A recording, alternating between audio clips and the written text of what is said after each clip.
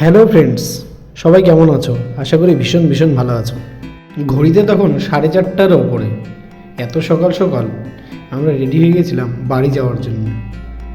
যেহেতু একদিনের জন্যই যাওয়া, তাই দুটো ব্যাগই যথেষ্ট। আর পাশে যেটা দেখতে পাচ্ছ, সেটা মায়ের জন্য একটা ব্ল্যাঙ্কেট।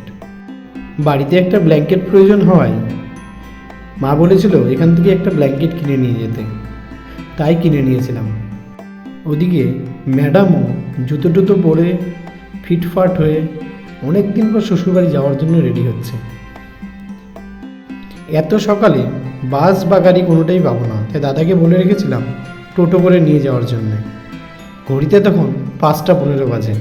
সকালের ঠান্ডাকে উপেক্ষা করে আমরা বেরিয়ে পড়লাম। আসলে আমাদের ট্রেন 6টায় হওয়ায় আমাদের বেরোতেই হতো।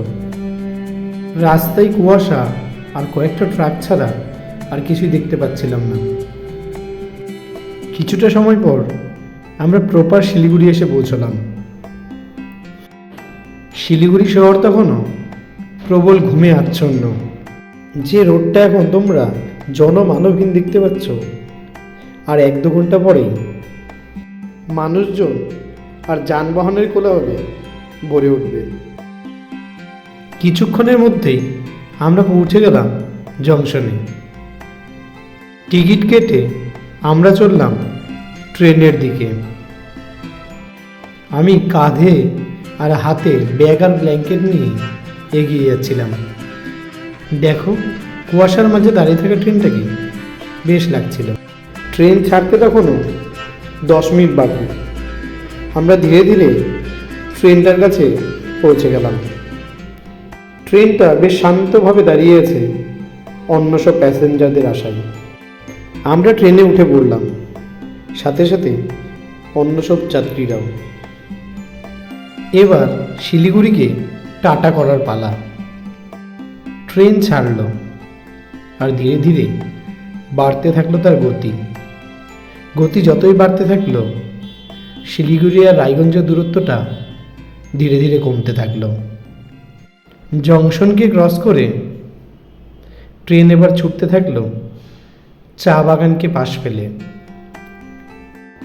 ম্যাডাম আগেই বলেছিল ট্রেনে যা উঠবে সব কিছুই তার চাই। সেই মতো ছোলা দিয়ে সকাল শুরু হলো। তারপর একসাথে ঝালমুড়ি আর পপকর্ন, দুটোর কোনোটাই বাদ গেল না। শুধু ম্যাডাম নয়, আমিও কোনোটাই বাদ দিইনি। সব কিছু একটা একটা করে টেস্ট করে দেখছিলাম। আমরা ঠিক যতবার ট্রেনে করে যাই, ট্রেনের এই খাবারগুলো আমরা একবারও মিস করি না। স্টেশনগুলোকে পেছনে ফেলে আমরা পৌঁছে গেলাম আমার শহর রায়গঞ্জে। শহরে যতবার ফিরি মনে পড়ে যায় ছেলেবেলা আর কলেজের স্মৃতিগুলি। এখানেই তো আমার আমি হয়ে ওঠা। পরিবর্তন হয়েছে অনেক কিছু, শুধু পরিবর্তন হয়নি ছোটবেলা থেকে বড় হয়ে ওঠার সেই স্মৃতিগুলি। এবার চললাম বাড়ির পথে। ভালো লাগলে চ্যানেলটিকে একটু লাইক, শেয়ার আর সাবস্ক্রাইব করে দিও। ভালো থেকো, সুস্থ থেকো।